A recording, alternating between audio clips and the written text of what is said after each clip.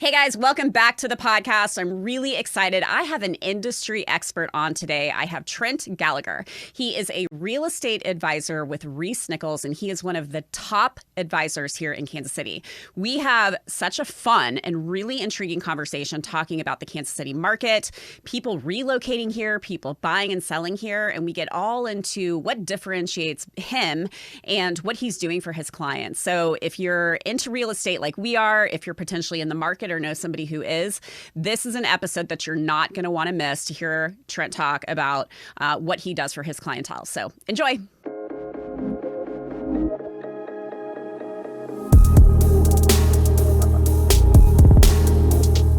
Welcome to the podcast. Thank you. Trent Gallagher. Yep. Real estate advisor. Yeah. ReeceNichols. I am. Top 1%. We're going to get into all of this. This is so Okay. fun. Yeah. Yes. Yep. I work for ReeceNichols. I'm out of the Leawood office for us. So Yeah. it's been great. I've been with them I was with a total of 6 years. I've been with ReeceNichols almost. 6 years. Okay. So we were kind of talking before. You are kind of part of my industry expert category of people that I get honestly the most excited about to come on the podcast, because I am somebody who wants to learn a little bit about a lot of things, and living in the Kansas City market with everything going on, real estate is really intriguing to me. I'm not in a position where we are going to be moving anytime soon, most likely. That will happen later down the road. We moved here from Chicago 10 years ago.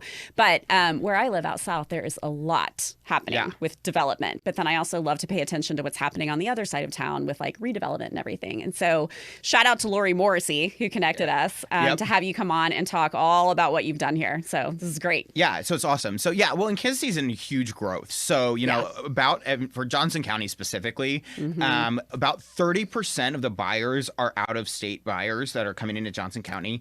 And that is, it's been since COVID. It was a little bit higher. It was almost up to 40%.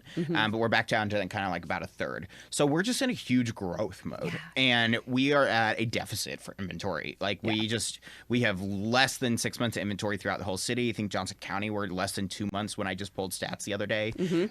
So we need houses, and people want to be here, which is great, because it used to be kind of like Kansas City, and now everyone's like, Kansas City. I know.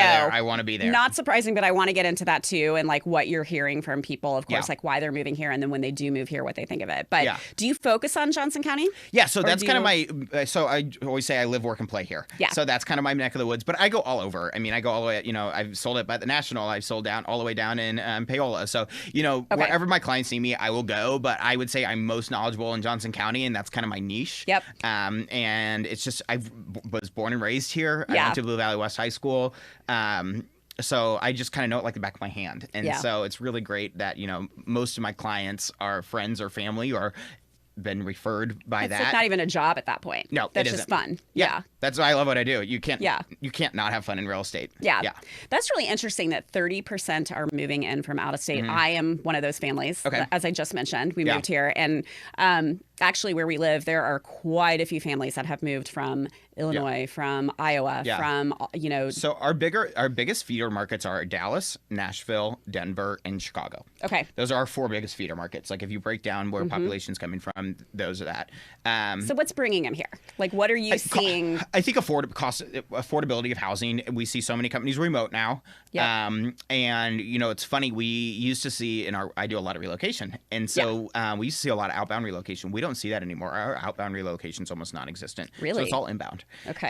But I think, affordability Hence is one the inventory issue. Exactly. Yeah. The major inventory problem. But we can solve that. Yeah. We just need you guys to list your house. Just call and list. So there we go. Yeah. So majority of people are either doing it for affordability, schools, because a lot of those locations are paying for private education, where Kansas City, we don't have to pay for it. We have phenomenal public schools.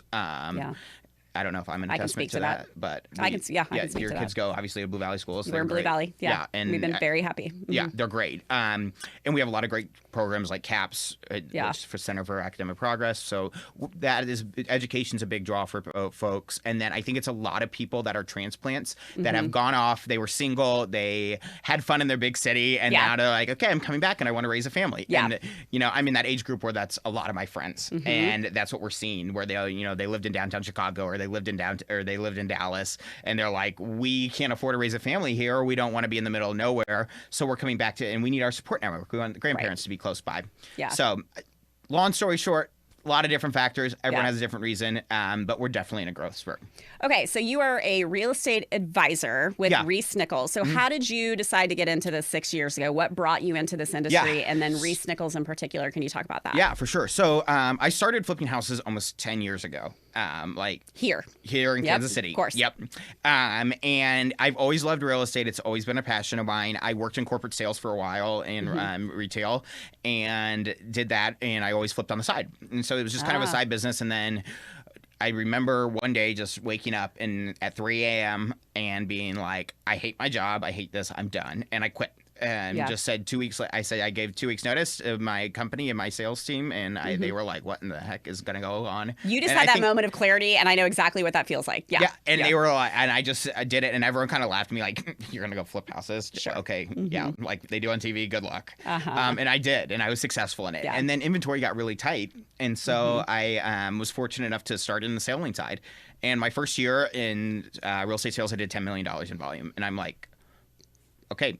That's a career in itself. What did you expect to do in your first year? Like maybe $2 million. Okay. The average agent sells, I want to say like maybe $700,000 in real estate across the National Association of Realtors across the country. That gives perspective, yeah. Yeah, I mean, it was insane. Yeah. Even my broker was like, "This is ridiculous." What do you? And I was selling $1 million houses. It wasn't just like we weren't just selling like $100,000 houses. We were selling multi-million-dollar homes. Yeah. My first year, so I'm like, okay, this is what I want to do. And my focus then kind of shifted. Sorry, I touched the mic there. You're good. Edit that out. I've done it many times.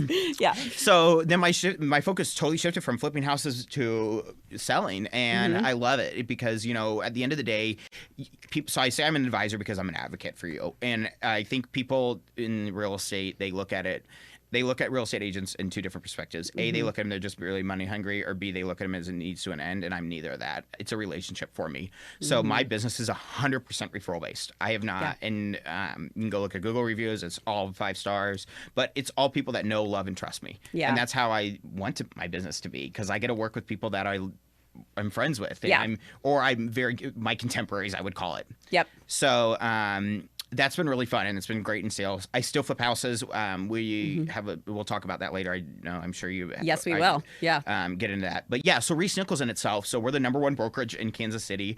We are the leader in luxury. So luxury homes is kind of my niche. That's what I love to do, and that's where I love to sell. Yeah. Although I did sell an $87,000 condo last year. We do have affordable housing in Kansas City. Yeah. Big or small, we do it all. Yeah. Is what I always say. I guess that begs the question: do you have a minimum if somebody's looking to work with you? Does it matter? No, and it's at the end of the day, like that's so. Real estate compensation has changed drastically, just even in the last 2 years. I bet. There was a lot of lawsuits. I don't know if you heard kind of in the news. There was lawsuits over clear cooperation and compensation. So real estate commission is now kind of split. So there's a buyer commission, there's seller commission. They're kind of handled differently and individually now, even though it's still really much the same. So buyers, when you work with me, you don't pay anything. The seller's compensating you on that side. And we negotiate that at contract. And then for sellers, yes, there's a marketing fee. If it's under $150,000, we just do a flat rate fee. But over that, it's a percentage of the sale price, and it's a very competitive percentage versus most agents where I think they're very greedy. And mine is, I want to give you everything that you could possibly ever want for the most value, and make it a fair partnership. Yeah, because we're in it together. Well, I was going to say, like, this is just kind of scratching the surface, which doing the research of you and obviously being with you in person, it's no wonder people want to work with you. And no wonder people are referring people to you, because genuinely, like, you've got the best energy. And, even going on to social media, you can just tell that you're going to like this guy. Oh, by the way, I forgot to tell you, I see your TV commercials. Oh, yeah. Thank you. Every morning. Oh, good. I had to mention that They're working. I'm good. Yay. They're working. I'm like, he's coming on the pod. So, I love that. Well, good. No, but I wanted to mention this. Okay, so we talked about it's been 6 years. You're the #3 individual agent at the #1 brokerage and #1 office in Kansas City, and you have surpassed $100 million in sales. In career sales. I mean, obviously, bravo, but like, thank you. How? Well, I mean, what do you attribute this to for people that are hearing this going, oh my gosh, we need to connect with him because we're looking to buy luxury or not, you know? I think you know what, like when you're genuinely passionate and you genuinely love what you do, it comes across. Yeah. And knowledge. Like at the end of the day, my day, so I don't have kids, I don't have anything. The real estate is like my whole life. It's all consuming. It's your baby. And it is my baby. And like, I love my baby to death. Yeah. And I work all the time. I wake up every morning at 5 a.m. and I start, and I work till probably at 9 o'clock at night. And that is so hard to come by. If I'm not taking a client out to dinner, then I'm staying up working till 9. And so it's just, you know, at the end of the day, it's just a lot of hard work. And that's what I attest it to. So I've been surrounded by some really great people. My broker, Don Burns, he's a power broker in Kansas City, and he's phenomenal, and he supports my business in a great way. And then been backed by ReeceNichols PR teams, which is awesome. We're the only brokerage in Kansas City that has a local PR team. Ooh, so if you're selling, so last year I had the largest sale for ReeceNichols. It was $5 million in Mission Hills. Okay. We were able to get them national exposure at a level that no other brokerage had before. They had it with another agent in a big firm, Keller Williams. It was not getting the showings or exposure they needed. I took the listing over. We were able to sell that in. They had the listing for almost a year. I sold it in 6 months. Wow. At that price. Was that a relocation? Somebody relocating from out of state? Or? It was a buyer for Houston, actually. Okay. Yep, these kids are going to KU, and they wanted to be closer. Yeah. So, but we were able to source that through, you know, agent-to-agent referral networks and stuff like that. But yeah, so ReeceNichols has a lot of advantages, and they've been great for me to grow and scale my business. We're the only brokerage that has an in-house marketing team that is local. I can't believe that. That seems kind of wild. So to be honest. All these big companies, so like Compass, for instance, I worked for them for a very, very short period of time. And yes, they're a great national organization. And if you're in New York or Chicago, that's a place you want to be and working for. But real estate's really local in Kansas City. Okay. And so Compass is I would say our biggest competitor at ReeceNichols. And they don't have an in-house marketing team that's local. They don't have an in-house PR team that's local. I got you. They don't have those things that we have that advantage. And that's why we lead and surpass. I mean, our office alone did $1.5 billion in sales last year. That's just so hard to wrap my brain around. One of the ReeceNichols offices. One of the how many? I believe we have 8. That is wild. Don't quote me exactly on that, but we're all over the city. Yeah. No fact checking here. Yeah, we have almost like 5,000 agents. Okay. Total. So maybe you can kind of expand on that, because one of the things that I wanted to hear about is, you know, you guys are doing so. You invest heavily in marketing. You think of it as a full campaign, not just a listing. So I want to talk a little bit more about what that means, what you guys do, some of the like more national reach that you're. Yep. So what I do when I take a listing on, I'm probably in the bucket where, so you know, I kind of put it in 3 silos, if you will. Yeah. There's the agent that just goes on, he takes it for hardly any commission and just does nothing with it, put it in MLS and let it sit. Okay. There's the agent that kind of knows what they're doing and, you know, does some marketing, maybe some open houses, maybe something like that. Yeah. And then there's what I would call a full service agent. And there's a very small handful of us in Kansas City. I go the extra length of that, and you'll kind of hear why. So first thing we do whenever we take a listing on is I go through and I research the neighborhood heavily. I research what's been marketed on it, has it been on the market previously, what was successful, what was not successful for agents in that neighborhood. Then we create an individual plan for each house. So a lot of those middle silo agents have a singular plan, and they do it on every listing, on everything else. Okay. Each listing should be its own. The way you market a home in Mission Hills is not the same way you market a home in Southern Johnson County. Makes sense. So each house has to have their own individual plan. So the first thing is we come up with a custom plan. Okay.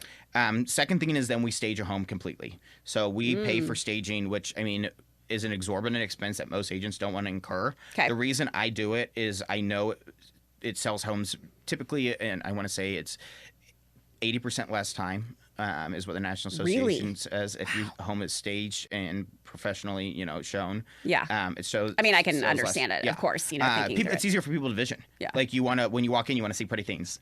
So we pay for that. So whether that means bringing in furniture, bringing in moving trucks, we'll do it all. Yeah. Yep. We'll move everything. We do it all, and we make it really effortless. From there, we go into doing cinematic video, architect. If you're in $2 million plus price point, you could architectural photos, which are like the most stunning thing. It's like what you see in Architectural Digest. I was seeing those for myself. Yeah. And you can see them on my Instagram. Instagram, Yeah. at T Gallagher Homes. Yep. And so we're really, really mindful about what we do in marketing. And then that marketing campaign starts to execute. So we do open houses, we do paid digital campaigns, we do agent to agent outreach, we do broker opens. We do so many things for each home. But you know what the cool part is agents say they do all these things, and then you're like, okay, well, when is it happening? Yeah. We give our sellers an exact day-by-day timeline. So they know when it's going to happen, what's going to happen, and that's why we're successful. Yeah. And I think that's why a lot of people love working with us, is because it's a different experience. Because if you've ever sold a home before, you can imagine it's very, very stressful. And we take. I mean, I've never done. Well, I've sold a home, not as an agent. Yeah.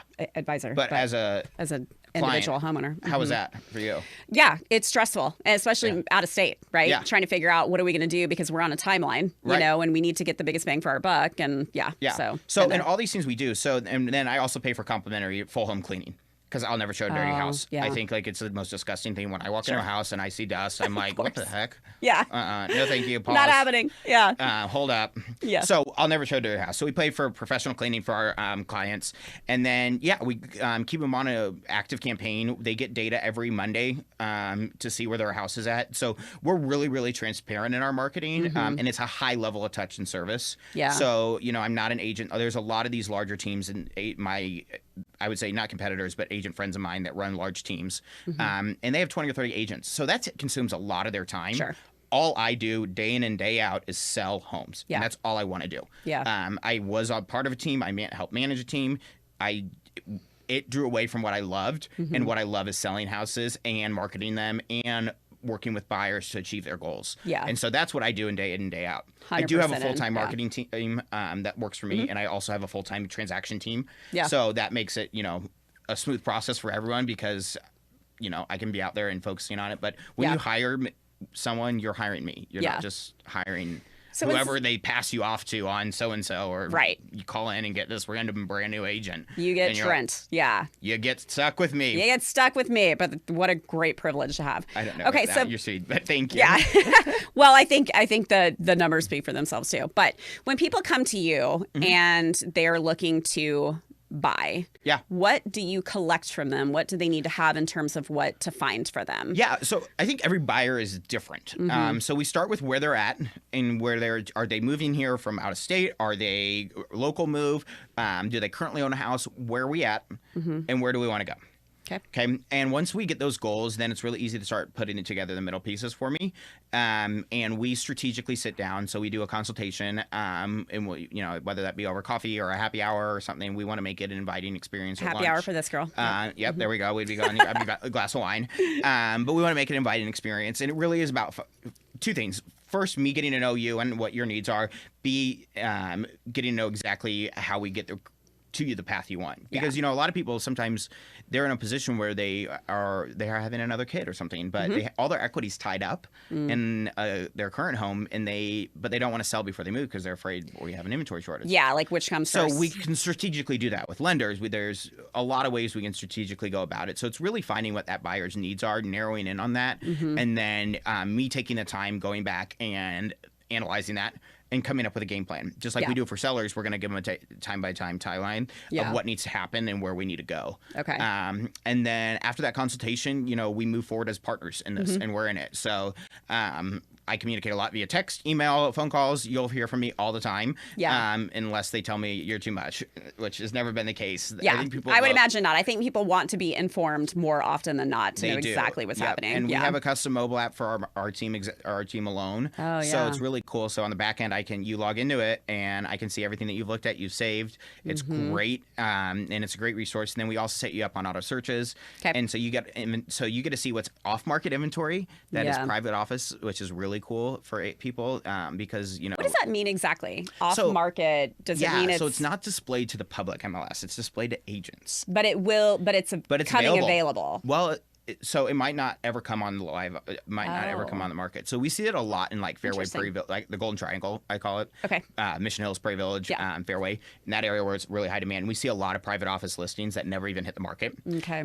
So having an agent that's in touch with other agents and that has great relationships, like I like to think of every agent in the city as my friend. I really do, and I think you can go ask any agent about me, and they're going to be like, I would imagine that would work in your favor and to it does. be able to work so well. It's advantageous for my clients because I get a lot of that private inventory, Yeah. and I'm able to give it to them before it ever hits the market. We're able to get them housing, and if we are in inventory shortage like we are now, that's a huge advantage. Like you're getting stuff that other people don't get to see. Is it people who are working with an agent to say, hey, we're not ready to move, but if somebody is in the market for what we have, we'd be open to entertaining? Or that, like, they just don't want to be on the public MLS because they don't want the traffic, or they don't want unserious buyers. They don't want things like that, or they're just very private people. And there's a lot of people. I mean, I've had clients where they're just very private and they don't want to sign in the yard. They don't want their neighbors really. So there's a lot of reasons for it. And sometimes it's for people. A lot of times they use to test price to see, okay, could we get this price that we want out of it? And a lot of times right now, buyers are willing to.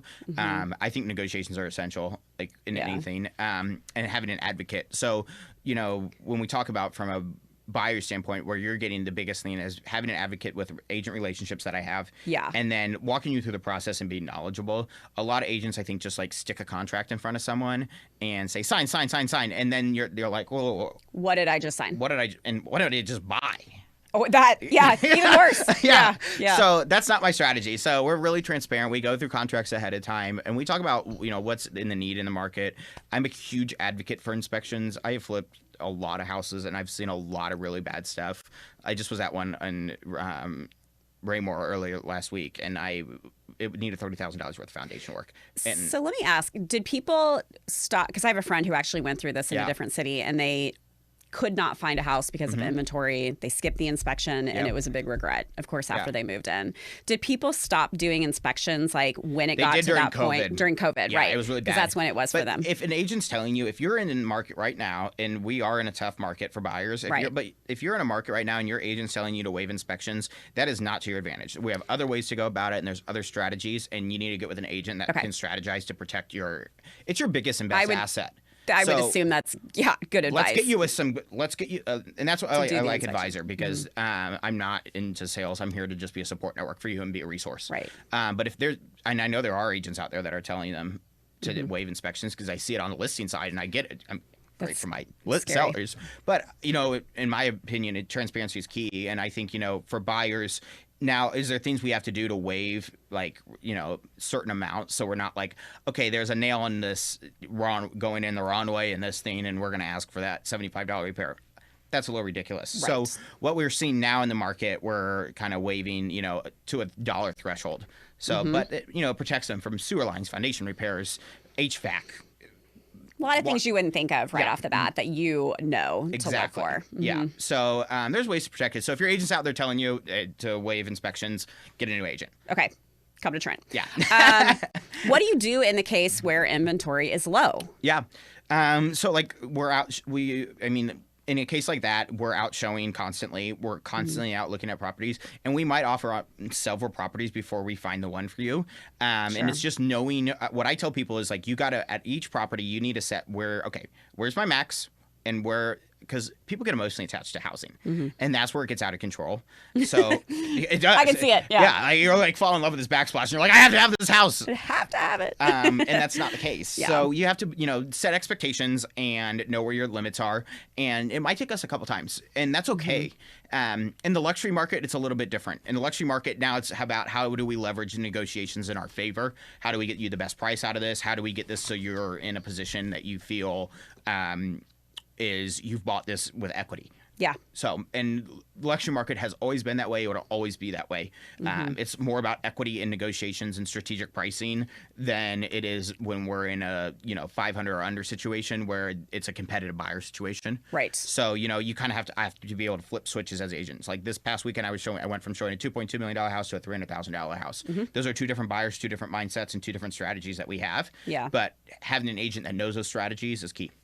And to that point, you also go through the same process with each buyer. Yeah, whether you're buying a $1 million house, 300 or 3 million. Yeah, it's exactly. the exact same. You're not going to get a different level of support and service. Yeah. Yeah, and I'm sure my $1 million clients are like, well, you deserve more. Well, you're going to get high touch no matter what. Yeah. Yeah. You're going to get over involvement. I love that. You're going to get everything. I think that's huge. And I provide a lot of data to my clients. So like, if for buyers, I think it's important. People provide sellers a lot of data, but for buyers, it's really important to know what's out there inventory-wise, to see what homes went under the market last weekend, where we're at on pricing, how far over they went over if they were a list. For $1 million clients, what's the average days on market for a house like this? Yep. What are we seeing list to sale price ratio so that we're realistic? So if I'm looking at a $2 million house and we say it's 97% list to sale price ratio, that's what we see the average in the area is. That probably gives us a good gauge of where we should go in, maybe a little bit under on negotiations, a little bit over, where we decide. Okay. So providing data to clients is key. Yeah. And a lot of agents skip that step. So if you're out there with your agent and they're not giving you data, ask them, hey, what is the average days on market in this neighborhood? What are we seeing the list to sale price ratio? How much over are we seeing? Okay. It's good advice too. Yeah. What is the definition of luxury here in the Kansas City market? Luxury is so here's my thing. The service does not matter at the end of the day, like we talked about. So luxury is a mindset, not a price point. But my service is the same for other. But typically, like the dollar threshold amount is, we say $1 million. Okay. Or more in Kansas City is what, and that's what ReeceNichols threshold is. So we have a wonderful program called Signature, and it is our own division of ReeceNichols meant for luxury. Okay. And it's really, really cool because it's built specifically around $1 million plus homes. We partner with a couple national large organizations, Luxury Portfolio International, Mansions Global, Wall Street Journal. I want to hear about this. Yeah. It's great. So we are able to provide through our PR teams and media teams exposure for these big houses. We also have individual plans and marketing plans that go not only between my reach and extent, but ReeceNichols also advertises. So I do a lot of paid media advertising. As you mentioned, you see me on TV. Yep. So I have billboards. I'll run billboards for listings. We'll put their listings in magazines all the time. Okay. So we're really about overexposure on listings. For the luxury market, Signature it brings it to a whole nother level. We get elegant print materials, marketing materials, things that just make your property stand out. Yeah. Whereas, maybe if you're looking at another $1 million house that was represented by another brokerage and you leave and you're like, that didn't feel like $1 million house, but this one did feel like $1 million house. We're very strategic in that regard. And especially my team is, we want you to leave that house feeling like, wow, that was an experience, not a showing. Did you guys get into that level of like the Signature once Kansas City kind of came on the map more, when people started increasing their relocation here? That was so Signature happened long before me. But it was, in these larger markets, we saw companies like Sotheby's, Christie's, really, really luxury companies. And we did not have that here. And we were missing that mark and that thing, and it started becoming like, okay, only boutique firms could represent luxury, and that wasn't the case. So ReeceNichols Signature, they took all the great things from all these companies like Compass, Sotheby's, Christie's, Corcoran, Sayerhart, all these huge brokerages, and we brought it to our own brand. Okay. So, Jerry Reece founded ReeceNichols. So I was just going to say, I didn't even ask you like who the founders are. Jerry Reece, and he's, you know what? It's so funny. He'll still come into the office every now and then, and he's, he's got to be in his 80s by now. But he's still in a suit and tie every time, and just the nicest guy in the world. And he's kind of like a legend in the Kansas City real estate market. So our Signature division was started for that and for sellers, so that they knew that they were getting that representation when we didn't have those brands here. Now we have some of those brands here, but we've been doing it a lot longer. And like I said, we're the only ones with local PR. We're the only ones with local marketing.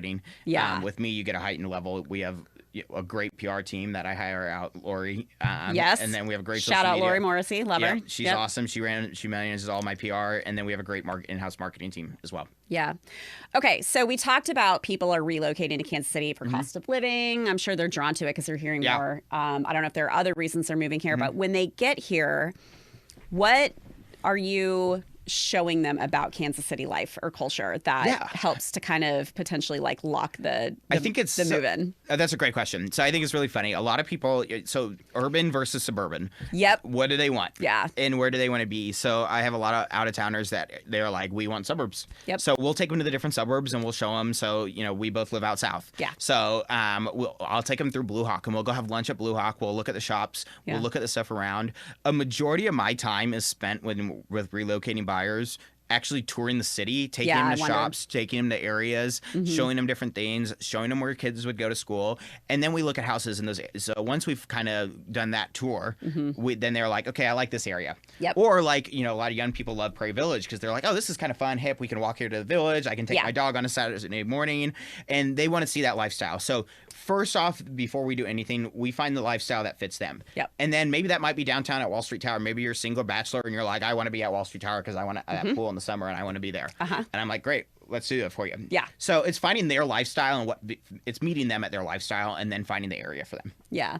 And then assuming you've worked with a number of people who have relocated here after, do you keep in touch, I would imagine, with probably everybody. You probably become fast friends. Yeah, with I'm very fast friends. with. And I go out to a lot of dinners with my clients. And they're like family. My clients become family to me. And that's what I love. It's not just a transaction. Yeah, it's you not. literally become like family and You're friends. stuck with me. Yeah. Yeah. Like, I mean. I love it. But in the best way possible. And I know, like, we just had a baby shower for one of my clients. Yeah. I mean, it truly becomes a friendship and relationship. I mean, we're representing your largest and best asset for most people. Yeah.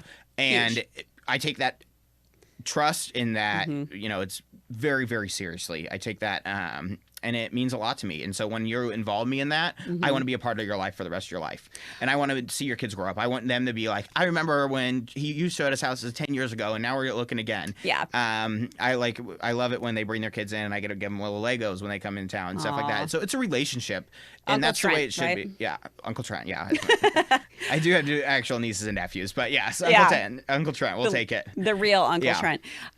Which made me randomly think, do you look back, like growing up, did you have any interest in getting into this industry? Or are there things that you did now looking back as like a kid or a teen or whatever, you were like, it makes sense that I'm doing this now because I'm so good at relationship building. Yeah, I always had a fascination. So my grandfather always was really into construction. Okay. And so I always had a fascination with construction. And so I think that's kind of what drove the flipping side of me. There is kind of a thread there. And I've always been an extrovert. Yeah. And like, I think real estate's one of those things that, I mean, this is kind of a joke, but people see Selling Sunset and they're like, oh, they're like local celebrities. Yeah. And I think it's fun for me to be able to go out and go see people and meet people and then they recognize me or they and you know what it is? Trent's about town. Yeah. And you know why? I love Kansas City and I want everyone to want to live being in Kansas City. Yeah. So for me to get to share that with people, it's a true privilege and it's an honor. Like I love being, it's just a great city and I get to show it off every day. And there's not many jobs where I could do that in. Yeah, that's true. And I love that you are born and raised here. You've been here like this through and through. This is your market. Yeah. My parents are really, I mean, I was always grateful as a child. A lot of times kids move around a lot. Yeah. That was my parents' one rule. We will not ever move from Kansas City because we want our kids to have stability. Yep. And like, so I went, and I'm still friends with them. One of my best friends just got engaged that, I went to high school with or elementary or middle school. And so, a lot of those people are those relationships that we still have. And you get to be there with them. Yeah. Yeah. What are people drawn to in residential real estate right now? Are there certain like attributes about interior? Like, is there something trending maybe in the world of what? I would say since COVID, and I keep going back to that because it's like before COVID and after COVID. And it's truly like when real estate revolutionized and changed in Kansas City. It went from being one thing to another. Indoor outdoor living's huge for people now. People love pools. So pools used to be like a negative thing. If you got a listing, if you got a listing with a pool, you were like, oh no, and then it flipped. And right? now, if you get a listing with a pool, it is like, let's go. Score. Yeah. Win. Score. Yes. Yeah. And so, so that's definitely flipped. So I think people definitely indoor, outdoor spaces are that big mindset for people. Mm-hmm. Location, we are growing and commute times are growing with that. And so a lot of times, so like I work with a lot of... the new express lane on 69. Yes, funny that you brought that up. So the first day that opened, I'll give you this sidebar story. Yeah, please do tell. I accidentally ended up in it. Uh-oh. And I didn't know I was in it. And then get that charge. And there's like 8 cops, of course. And so I'm sure I'll get a thing in the mail. But I'm like, how the hell do I exit these places? Like, how do I get off on this? I didn't know either. We were like watching this build out for so many years. Yeah, I'm watching these signs like, where do I go? Where do I go? Yeah. But yeah, so hence that. So commute times have changed. And I work with a lot of doctors and physicians. And so, where we could put them in South Johnson County, that's no longer an option for them. They have to be within a certain on-call distance for a lot of physicians. Oh, really? Yeah. So like that's if you're an a physician, actual policy. Okay. Yeah, with a hospital. So like if you're an on-call doctor, it's usually 25 minutes or less that you have to be able to get to the hospital. Okay. So we see a lot of them in Mission Hills and Prairie Village and Fairway now. for like KU Med and Yeah. St. Luke's on the Plaza. So commute times, definitely people are taking it in factor a lot more than they used to. Yeah. And Okay, they're a gotcha. lot more hyper local. And I would say, you know, search criteria, people are very zoned in more. It used to be their search was very broad. Now they're very zoned. People are really localized. They know exactly where they want to be, and they're not going to go out of that bubble. Like down to the zip code, Down to this neighborhood. the neighborhood. Yeah. Even. So to that point, can we talk about like what's kind of happening, if there's more to talk about with neighborhoods around KC? Like, are you seeing, I mean, living out south, of course, there's been a huge expansion out there. I didn't even grow up here, but I hear people talk about like, oh, there used to be a barn on the corner of your, you know, neighborhood or whatever. But like, what's happening with neighborhoods around KC that people should? So I think there's 3 cities that are in huge growth modes. I'm going to start east to west. If that's okay with you. Yeah. Lee Summit, massive surge. I think, you know, people, it's affordable still. Their school districts are phenomenal out there. Okay. And it's like, to me, it's Johnson County 10 years ago. Okay. And we're seeing people want to be out there. They love it. We're seeing huge expansion. Like if you go off a Pryor Road there, it looks just like you were in Leawood. And there's so many shops, restaurants, stuff like that. So it's in a huge growth mode. And neighborhoods obviously come with that. And it's residential real estate. You know, I mean, you can still get new construction out there for the 300s, which you cannot do. You cannot do that unless you're going to like Gardner in Johnson County. So Lee Summit's affordable. It's great schools, and there is been a huge surge. I have sold more in Lee Summit than I ever have in the last year I did. Okay. I used to like hardly ever show out there. Now I show out there all the time. So, well, I just have to say, from my perspective, I keep seeing things opening there. Yeah. And I keep wanting to get to Lee Summit to go check out the new market. Have you been to downtown Lee Summit? Not in a minute. So I need God, to get you back have to there. go. It's dark. It is the cutest. I mean, I've been there, but it's been a while. Filled. Like every storefront's filled, which is great. What is the other thing that they just opened? Was it like an outdoor? I think it's like an outdoor farmers market or something. That's what I was thinking of. Yeah. So I need to get there too. Yeah, but no. So that's one. Overland Park is still in a huge surge, and what we're seeing in Overland Park is it's southern growth by I would say anything south of 159th. We're seeing new neighborhoods open up. We're going to consistently see new neighborhoods. Yeah. Push all the way to that 199th almost.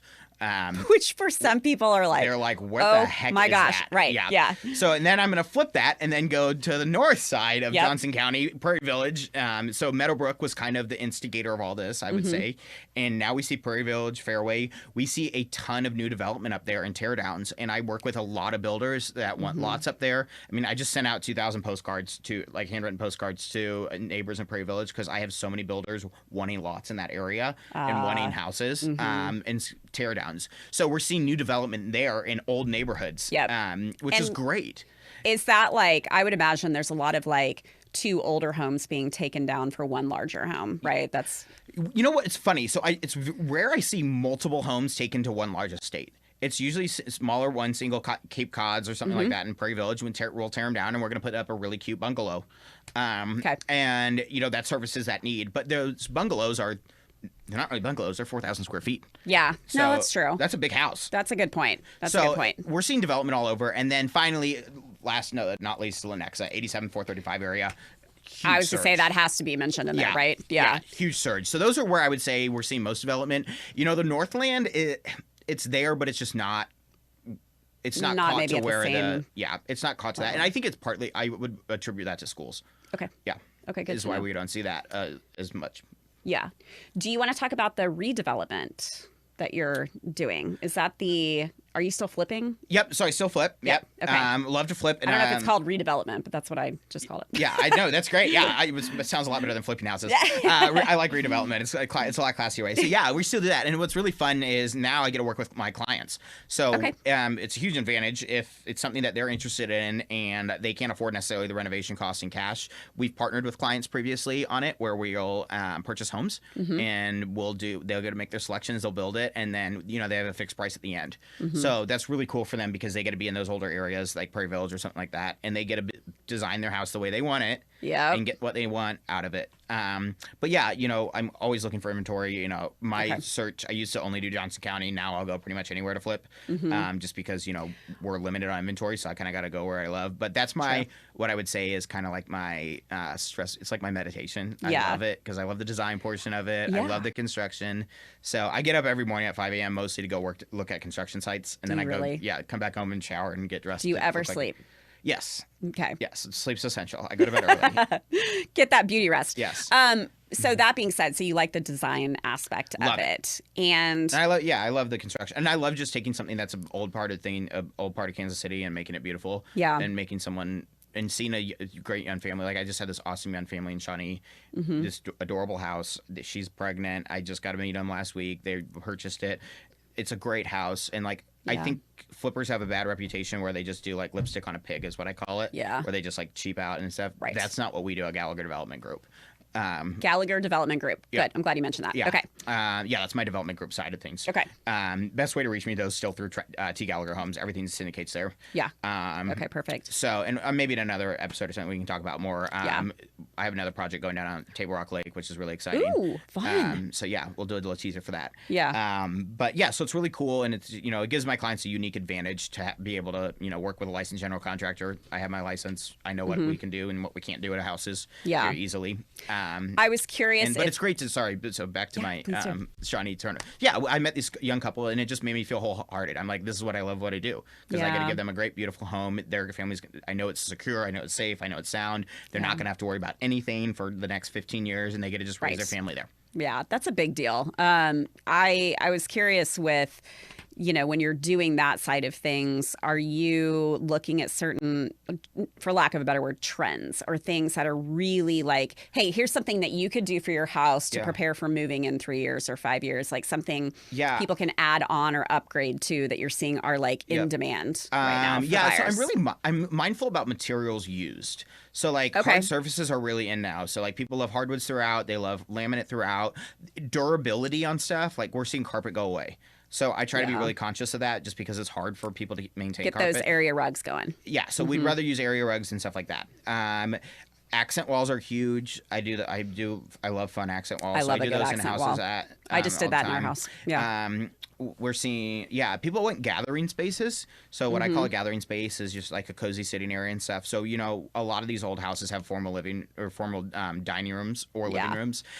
We turn those into really cool. Like I just did one that was really cool where we made it just a really cool little wine room, and we did a little wine cellar in it. I love that. Yeah. And then four little barrel chairs, and made this fun, boring formal dining room into a great gathering spot that when they have people over, they can have cocktails and have fun things and do stuff like that.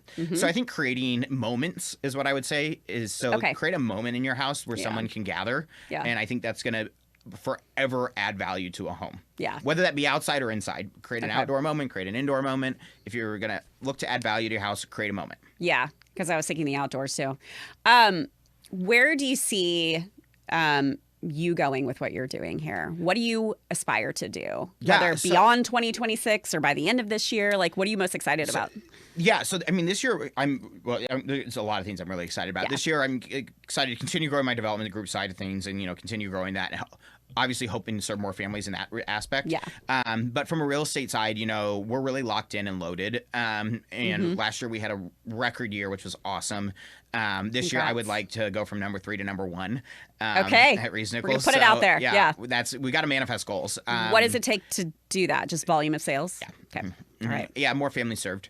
Okay. Obviously I'm in a huge growth for there. I want my luxury side to expand. Continue to do that. And so, I'm here to serve the community. I'm here to be a resource. When you meet with me at the end of the day, like there's no commitment, but I want to be a resource for everyone. Yeah. So if you're out there and you just have a question, shoot me a DM on Instagram and just ask a question. There's no harm in asking. I'm here to be a resource.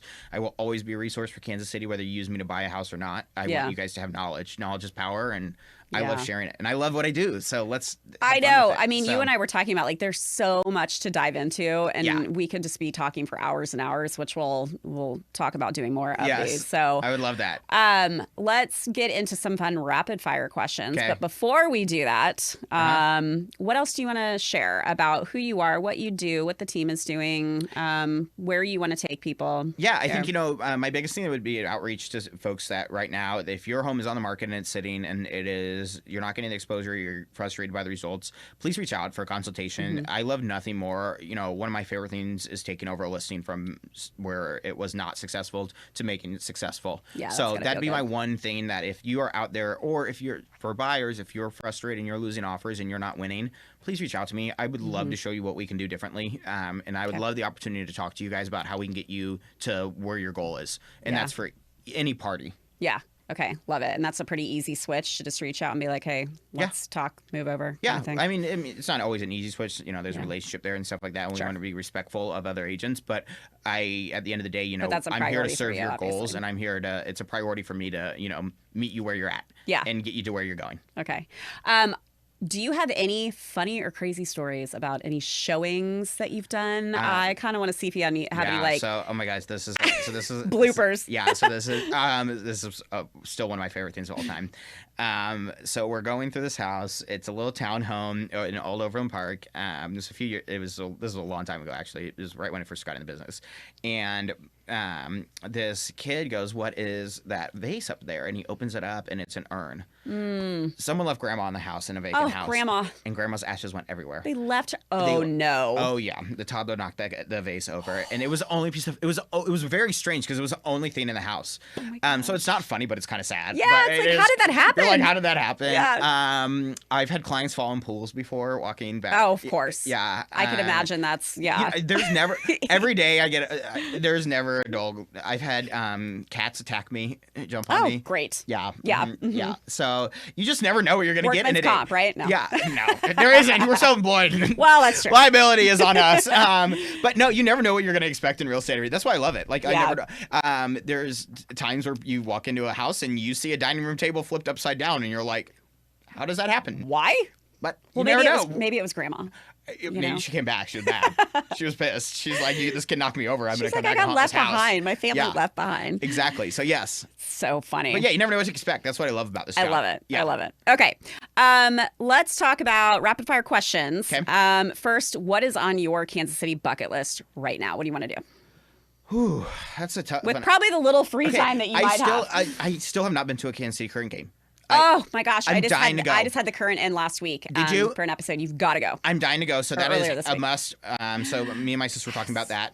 And I cannot wait for the Morton Arena to open up. I am so excited for that. So I'm going to Chris Stapleton for that. Already got tickets for that, so I'm excited for that. So those are probably my two things that I like. Okay, perfect. Well, you have to get to a KC Current game. The stadium is incredible. I tried like 4 times last year and I ended up working. Yeah. So, okay. Well, make it happen this year. No, it's going. It has to. I'm dying to. Yeah. Are you into World Cup? Is that? I'm not a huge soccer person, but I'm. We kind of all have to be into it. I'm a big advocate. So I grew up with 2 older sisters, so I'm a big advocate for women's sports. Yeah. Yeah. I like Caitlin Clark. I was a huge on the bandwagon for Caitlin Clark. Still am. Yeah. So yeah, I was always I grew up with 2 older sisters. Yeah. And so I've just been always kind of raised in that. So yes, I definitely want to go out there and get out there and support the Current and I love see it. that. And then the Morton Arena, I'm really excited about. I just drive by it all the time when I'm heading over to the Northland or heading to the airport, and I just see the progress. I'm like, that's going to be such a cool spot. And it's actually right by where the KC Current training. It is. Yeah. Funny enough. And I was going to say, too, living out south, I have many shows I want to go to at Morton Amphitheater, and it's we're going to have a lot of driving back and forth to go to all the shows that we want to go to. Maybe we can get party buses, and we'll share it. We'll just get a group. Let's get Barley Bus or whatever. Yeah. We'll get a collaboration going with them, and then we can do let's get a transport. Let's get a limo, and we'll just party on the way there and back. I love it. And they can figure out the toll lanes for us. I love it. I love it. Okay. Who is somebody that you would love to hear on the podcast here? Someone that you would recommend? That is a good question. I would love to hear from some of the people that are doing the redevelopment in kind of down in the West Bottoms and stuff. Yes. There's a lot of activity down there. So I know Zach Molzer, he isn't kind of... I haven't met him personally, but I love following all that he's doing. He's so good with his social stuff. He's amazing. Yeah. I think he would be a really cool person for you guys to have on. And I would love to hear anyone... you said you already had the Current, so that was actually going to be my next one. I was going to say I would love to hear from them and what the future is there. And then I think anyone that's a part of that Kansas City Development Council for the Chiefs Stadium would be great as well, because everyone wants to know more information about that and what's going on. And do they ever? Yeah. And I know I do believe they have a PR person now assigned to that project. So okay, if you so could we're get going to hunt that person down. Yeah, let's go find him. Yeah. Yeah. That could find be a him for real that, because interesting that's gonna podcast. That podcast will that will blow this one out of the water. Yeah. No one's they're gonna be like that could go all directions. They're gonna be like, Trent, boring. That yes. That person. Yeah, but we'll get to that person because of you. There we go. Okay, what are your favorite places to eat around KC? Where do you tell people to eat when they're coming in town? So I love LaCoy. Yes. It's one of my favorites. Love LaCoy. I love 801 Chop House, too. Okay, great. Yep, another great one. Do you go to Leawood? I do go. Well, yeah, I do. Yeah, okay. I live in Leawood, so I go there. And then Tavern, both Tavern at Mission Farms and Tavern Prairie Village. Yeah. Can't go wrong. Can't go wrong. So those are kind of some of my favorites. And they have good happy hours. They do have. Yeah. Yeah. Realtors go to a lot of happy hours. We spend a lot of time. I'm going to a tavern today at 4:30. I'm excited. Oh, sweet. I love it. Yeah. Okay. As somebody who is born and raised in Kansas City and like moving mountains here in the world of real estate, well, you're sure what do you? That, but...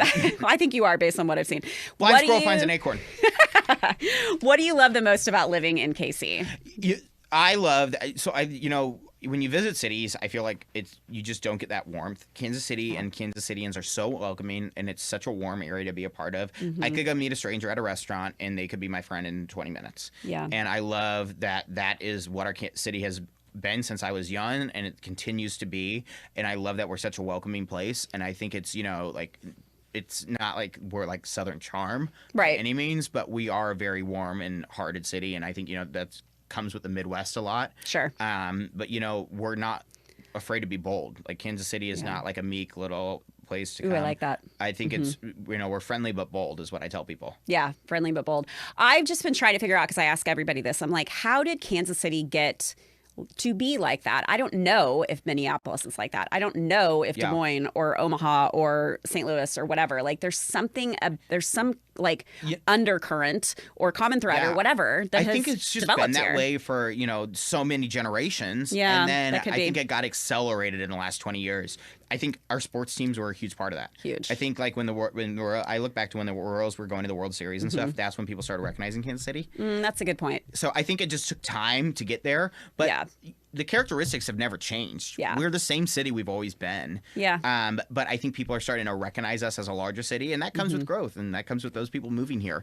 Population growth definitely is a thing. So yeah, as somebody who's moved here, we've been so happy with it. We absolutely love it. So that's great to hear. Well, good. Okay, so where can people find and follow you? Yeah, follow me on Instagram at T Gallagher Homes. My website is trent-gallagher.com. Again, Instagram T Gallagher Homes, or you can find me on my website trent-gallagher.com.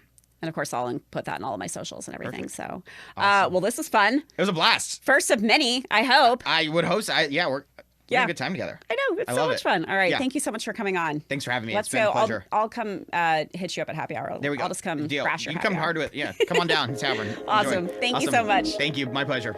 Yeah.